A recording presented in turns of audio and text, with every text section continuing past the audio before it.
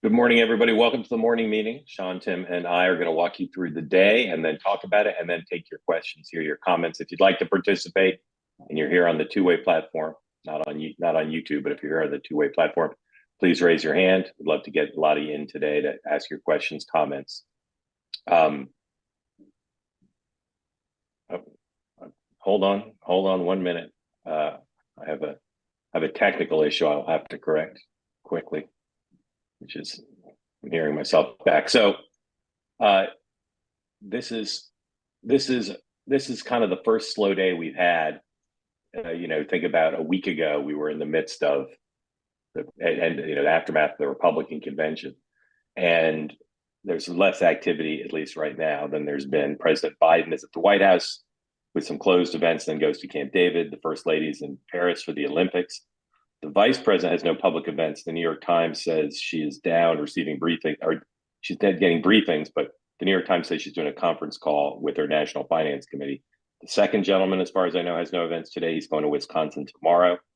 President Trump is at Mar-a-Lago, where he's meeting with Benjamin Netanyahu today. Tomorrow, he and J.D. Vance have a rally in Minnesota. The only one of the principals, besides the First Lady in Paris, who I think is doing anything public today, although there could be a Trump Netanyahu photo op, Sean may know, is J.D. Vance, who's appearing on Megyn Kelly's show at noon. And that is, I believe, the only event a media interview is doing today, as I understand it. So that is where he'll respond to some of the questions that have been swirling around regarding some of his past comments, a topic we've talked about quite a bit here, in which some of you think we've talked about too much. Today, we're going to talk about two things primarily. One is this question of Harris momentum getting the Obama's endorsement this morning, and the question of what could cause her to lose a news cycle anytime soon. And then second, we're going to talk about Veepstakes and some of our latest thinking about who Kamala Harris may end up picking. So, Sean, start with you. If you were sitting in Mar-a-Lago with Team Trump, would you be waiting for Harris to make a mistake or try to disrupt her and win a news cycle by doing something? I think they go hand in hand. So in other words, I think what she responds to first that creates some kind of issue. So if they can get her to respond to the border issues, her Minnesota Freedom Fund, if they can talk about her comment from 18 to 24-year-olds calling them stupid, they've got to find something that she'll respond to and create a further issue. So I don't think it's hoping that she just does something organically. I think they need to have a forcing mechanism to create that moment. Yeah, Tim? I agree. I think the concern from Democrats always, for better or for worse, for Trump is that he takes up a lot of oxygen. And if the question is who's going to force what next, I think it is something probably coming from Trump, and it may be, intentionally designed by him or something that he creates in the news cycle as well. I just think there's so much goodwill and energy, particularly among the Democratic base, right Slash the media. Yeah, I mean, look, it's a totally different story now, right? And I think that newness of that story is going to carry forward for a couple of weeks here. And I actually think the Obama rollout was very smart this morning. It is Friday. I think everybody's kind of like, we could use a slow news day. That's going to capture attention for a while, and there's no opportunity for error there. Hey, Mark, I won't stay on my soapbox for long, but I will just tell you the scrubbing and defense of Kamala's record by the legacy media is a level of patheticness that I have never seen in 30 years of doing campaigns. I mean, we've always cried about liberal bias on the right, but between the Minnesota Freedom Fund, the border, the scrubbing of her congressional record, the ranking of it, the Wikipedia page, I'm literally aghast at how this is. I mean, it is unbelievable. Not just the coverage, the defense of it, right? Watching these clips over and over again of media outlets that are accusing the right of calling her a border czar, with them calling her a border czar. The Minnesota Freedom Fund, where she literally is on tape praising it. And then you seeing these media outlets saying that that was a complete ridiculous claim by the right. That it is gaslighting to a degree that I've never seen by the media. It's one thing to be biased. It's another thing to be running to the defense of her like they are. So I don't disagree, although I think some of the specifics I don't entirely agree with you on, but I certainly agree with you directionally. Is there anything the Trump campaign can do about this? Well, I think, look, and I don't know if Tim was exactly I mean, I think that what they need to do is elevate something to the point where it forces her to, it's sort of like you take it to a level that forces her to respond, hoping that she foot faults on it. Um, and then that becomes something, but they've got to do something that takes one of these issues, crime, the border, things that people actually care about, right? I mean, that's why I was saying before, I don't think the process is going to do it, but I think if they can find one of these things where her leftist record, whether it's been in the from when she was running or during the Biden Harris administration, and force her to respond in a way that gives a new, fresh answer, would be the way to do that. I think that's right. I also think the difficulty here for the media and maybe for the right is, look, yeah, people can look back at her 2019 primary run and say, oh, she ran so far to the left. Prior to that, though, as an AG, the problem she was dealing with in that primary is, wait a second, you were a little bit to the right. And then in the Biden administration, it was more middle of the road. So I think the difficulty is, yeah, like how do you find one of those in those eras, a moment that the Right. media is going to latch onto and be like, this is essentially you. This essentializes you and your positions. And so it forces the Trump campaign, to Sean's point, to have to do something. Well, I would just say, I mean, look, we've spent a lot of time talking about JD's record. If you're going to make reaching out to young people an issue, and the clip that you have is, let me tell you about this group of 18 to 24-year-olds. They're stupid. That might be something to really sort of push hard on. I don't think it's something you want to hang your hat on campaign wise, but it's something that I think causes a moment for them to pause and have to respond to on a key constituency. And if we've seen anything over the last 48 hours, this entire campaign on the left is a series of niche coalitions, loosely stitched together.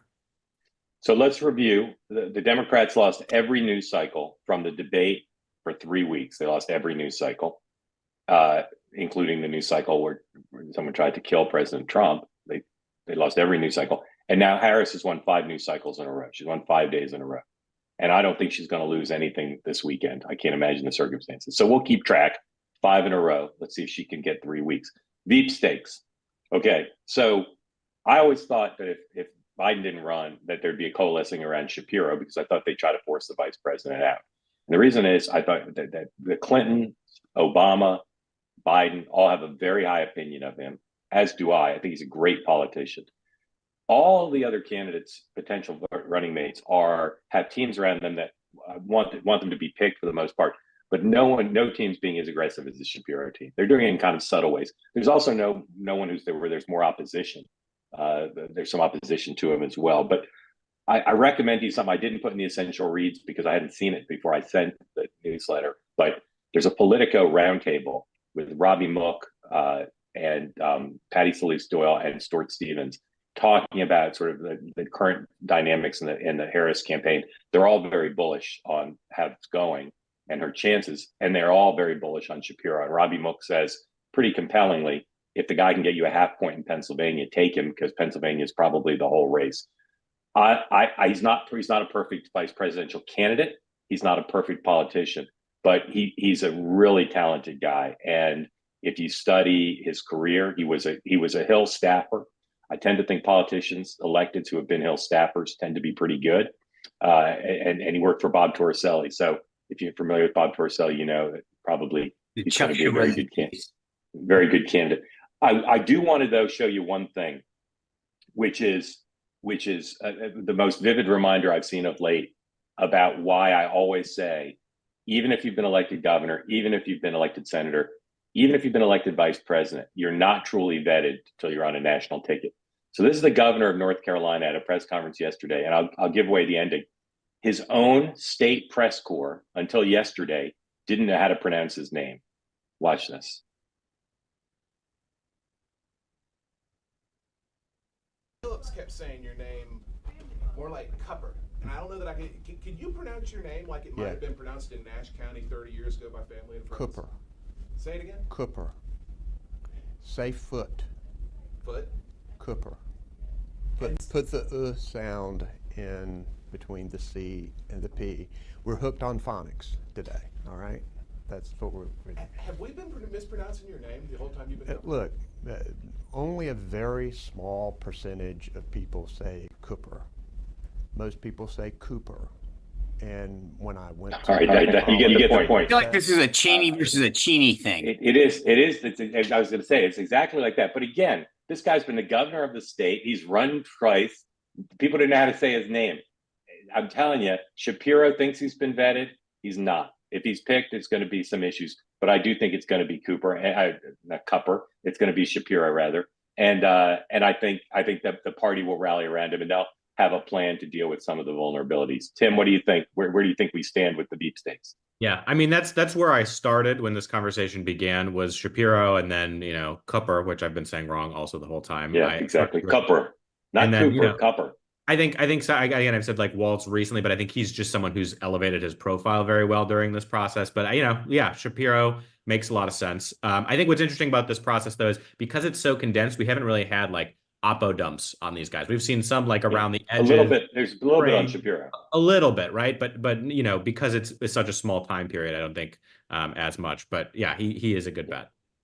Sean, I talked to a fairly prominent Democrat last night and said to him, "Hey, what are your concerns about how he would play in Michigan?" And he goes, "Where are they going to vote? Who are they going? They going to vote for your guy? No." So for that reason, I'm staying with Shapiro. Yeah. The one little boomlet I'm continuing to hear is Mayor Pete, but I'm just skeptical of that. So let's all start thinking about what it means to keep a kosher naval observatory, at least as a possibility. All right, let's open it up to you all. If I ask you to please, if I bring you into the spotlight, please unmute, question or comment. Not that into speeches, but say what you wish. And Simha, go ahead, please. Thank you for joining. Good morning, Mark. Thank you so much for this this platform. I am enjoying it immensely. It's really what I've been looking for the longest time. So I cannot thank you enough. Thank you. What do you like about it? I like the fact that there are people who are able to completely disagree and have a civil discussion about it, which is an art that seems lost, unfortunately, in our current climate. So I'm truly grateful to you for that, and I'm happy that I came across 2A. I wanted to pick up on the little bit on the discussion last night, which bleeds in today as well about the vice presidency. Just for way of background, I'm a lifelong Republican, also a never Trumper. I wrote in Bloomberg in 2016. I voted for Biden in 2020, and I am now switching to an almost never Trumper and plan very hesitantly, kicking and screaming, to vote for Trump in 2024. And the Veepstakes matter to me. J.D. Vance I viewed it just as a terrible, unforced error. And regardless of what he himself stands for or said or didn't say, it just demonstrated a lack of judgment that really because of what? Sorry to interrupt. What about him? What about well, him? because there was no logical reason to pick him. He doesn't add a swing state. He doesn't add a demographic. He doesn't add anything to the ticket other than to bolster Trump's Trumpiness. And I think that was already accounted for. On the flip side, although I don't intend to vote for Kamala Harris, her vice president selection will at least mute some of my hesitation towards her. And I think all the names that have been floated are really impressive and would, vice presidents tend not to be all that important, but in this particular campaign, again, I tend to vote for Trump despite who he is and despite his vice president pick. And I don't intend to vote for Harris despite who she picks, but in both cases, it definitely dampens me or impacts me. And I think that it will play a significant role in the race. And I would not be surprised if J.D. Vance is not on the ticket by the time the Republicans get to, by the time we get to election day. The mechanism, whether Trump will ask him to leave or he'll quit or whatever the case may be, I think just to reclaim the news cycle, aside from everything else, I can see that happening. Sean, do you think there's any chance under any circumstances President Trump would do that? A lot of people are talking about it. I would just say this with Donald Trump. If you ever say, is there any chance, that sentence says it all. Yes, there's always a chance. So I would never say no, but I would also say that, I think you would have to have the most extreme circumstance to see any of that happen. Okay. Tim, you want to ask Yes. or ask anything? Is or say there anything? is there someone who in the VP mix you put at the top, or is it just they're all pretty good for the Democratic side? I'm particularly taken with Kelly. He was sort of my own hunch pick from the beginning. I think he makes the most sense. I'm extremely impressed with him. Josh Shapiro is an impressive person. I think that John King was saying the quiet part out loud when he said that nominating a Jewish person in the current climate of the Democratic Party might not be all that palatable. I find him a very, very acceptable on the merits as well. So there's really all. I mean, on the Republican side, I was deeply disappointed that Marco Rubio was not selected. But at least all the names that have been floated out on the Democratic side are all people that are to me, very palatable, reasonable, respectable. Yeah. Good. So if she picked one of these people you find impressive, given your previous never Trump status, why are you voting for Trump? A couple of reasons. Hey, just take a win. No, I wasn't arguing. I'm just No, curious. I know you can. I can. Just briefly, like what's causing you to vote for someone you said you'd never vote for? I think that the Democratic Party has just veered too far to the left, a little bit far into Looney Town, and that's not to say that my own party is not well into Looney Town itself. But I think the Republicans have become a little bit too loony stylistically, and the Democrats have become a little bit too loony substantively. So that's my chief concern. Okay. Yeah, that's the main reason. Great. Thank you for joining. Thank you for your Thank nice you. words about the platform. Please spread the word. I have. Thank you. Okay. Thank you. Rebecca, please go ahead. Thanks for joining. Hey, I am 100% behind Trump, and I think that JD Vance was a great pick.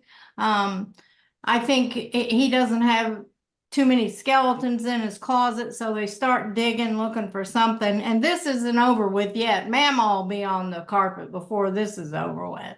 I mean, they will drag up everything they can to drag him through the mud because they got nothing on him. The kid is a picture of the American dream. So, they got to find something. And Kamala Harris, the left side, the left news media is going after, is erasing her whole background. So what has she done for 3.5 years? If she isn't the border czar and she hasn't done what has she been doing for 3.5 years? Riding on a plane back and forth and, going to Europe. I mean, she gave that speech yesterday and I thought it was very presidential. She took over Biden's role and she stood up there and, where was Biden yesterday?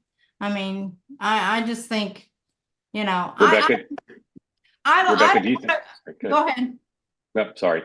Do you think the Democrats have a better chance to win now with Harris at the top of the ticket than they did with Biden? Oh no, I think this is just like they're saying a honeymoon phase. They said that most of the people that have rallied behind her are Democrats that said they were not voting for Biden. And now they've come back to the party. So all you're basically doing, she hasn't gathered any, midstream people. And then when they did that interview with all those women in Wisconsin, every single one of them said, I'm not voting for her. She's stupid. So, I mean, I just think this too will, I mean, there's so many Democrats that are saying, I did not vote for her. I voted for Biden. Why is she running? So. Anyway. Tim, question for Rebecca, Tim? No, I mean, I guess I will take that. You thought she looked presidential. That's a win from someone who's like staunchly backing Trump. Respect your opinion. So I think that's great. And like, look, she's improved a bunch among groups. Definitely, some of them are the Democratic coalition, Black voters, Latino voters, young voters. But on some of the polling too, and it to be seen, we've got to wait a little bit. We've seen the advantage that Trump has amongst independents cut quite a bit as well. And look, JD Vance, he has an inspiring biography in the sense that he sold a book, tons and tons of copies. But I think the cat lady thing is just indicative of how he talks and has spoken. And there's a lot there in addition to some of the venture capital stuff in his background. So, but look, also Mima, I would just say biggest line of applause at the RNC, and we'll see if they put Mima on the trail. They'll get her. Tim, look, I get that that's what everyone's hanging their hat on the left. I will say if we want to go down that road, believe me, the Kamala comments and word salads over the last several years are voluminous. And I think that, you know, as I said, the attack on 18 to 24-year-olds, calling them stupid, which is a key demographic, is going to come, you know, all of these things. So I get it that the left has one quote from JD. He will address it today on Meghan's show. I think that could turn a slow news day into a busy news day. I expect him to handle it very well. I went back and watched actually the clip of him when he was giving the speech where he first made this sort of analogy. And it's a very different context when you see the speech as opposed to the clip he made on Tucker, and how he handles that today on Meghan, with, I think, probably a little bit more runway, in the sense that I think she's going to give him the chance, will be very telling. I agree. Rebecca, thank you. John, go ahead, please. Thank you, Mark.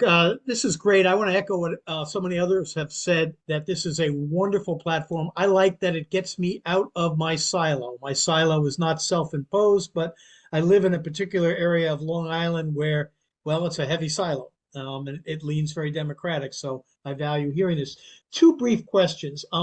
You know, why the downgrade in Kelly stock, which you and I and most others have been very high on? Why is he eclipsing? And the other thing is, do you think there'll be sort of a vigorous counter reaction, particularly in the organized Jewish community today, about Harris's post-Netanyahu remarks, which quite frankly were seen by many in my community as not being as forthright on the issue of Hamas terrorism in terms of leading what the focus was? Thank you. Yeah. So on the second question, I've heard from a lot of people. Look, she and her team clearly worked through a statement that was an attempt to thread the needle. And I actually think if you take it on the merits of the tone and the substance of what she said, she was trying to balance all equities. And I think she leaned further into a pro-Israel position than I think she's been in terms of tone and substance. But as you point out, it's still not enough for some members of the American Jewish community. So it's obviously a really hard thing. I think she does start with a clean slate compared to President Biden, who had the same problem. So I'm not going to say people who criticize what you said as being insufficiently pro-Israel. I'm not saying you're wrong. I'm not saying those people are wrong. And I know I've heard from several people today with that point of view. I don't know how she could have done any better, given her own beliefs and given the complex equities substantively and politically. I don't know how she could have done it any better, but I recognize that she fell short for some, probably. Well, I know she fell short for some on both sides, because I've heard criticisms of it on both sides. And that's the nature of the beast when you're talking about something so complicated in the Democratic Party. Right. I get what she's doing. I get what she's doing. Yeah. One quick point. I think, again, we noted or crossed our fingers that this would be a slow news day. The Meghan interview is one thing. The second is that Netanyahu is going to meet with Trump, and it'll be interesting to see how Trump handles that based on his, perceived grievances post how Netanyahu handled the election last time, what he says afterwards. And so is it a personal thing? Is it a policy statement that Trump makes afterwards? But I think that's another opportunity for news to pop up today. Sean, do you know? I tried to find out, but I never heard back. Are they doing a photo op together? Is the president going to talk afterwards? Do you know? I don't know, and frankly, I don't think it matters until it happens. I mean, this goes back to your question a while ago. Like, it's Trump, so he could literally, if he feels as though the meeting is good, he'll say, "Let's go out to the cameras and say something." If it doesn't turn out well, he'll say, "Thanks for visiting. There's the exit. Stop by the gift store on the way out." Yeah, John. The answer to your first question, I'll say just briefly. I think the bettors were not totally gung ho on going forward with Kelly, and I think that's played at least a partial role in the decision.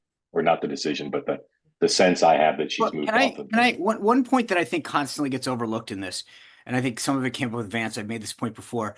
It was noted in one of the stories about Harris, and I think correctly so, that there has to be, for people who have had this role. Obviously, Trump's had a vice president. Kamala Harris has been a vice president.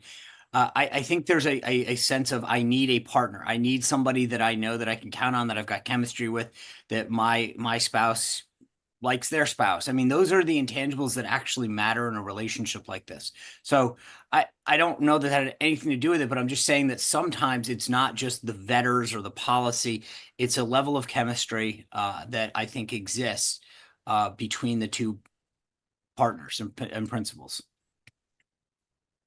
Tim, you want to add anything? Yeah, no, I think that's right. It's about a good partnership. It's about allowing her to lead. As we've been having this conversation, I'm looking up the claims, Sean, since you brought it up a couple times about Harris calling young people stupid, and it is stripped of some context, is what I will say.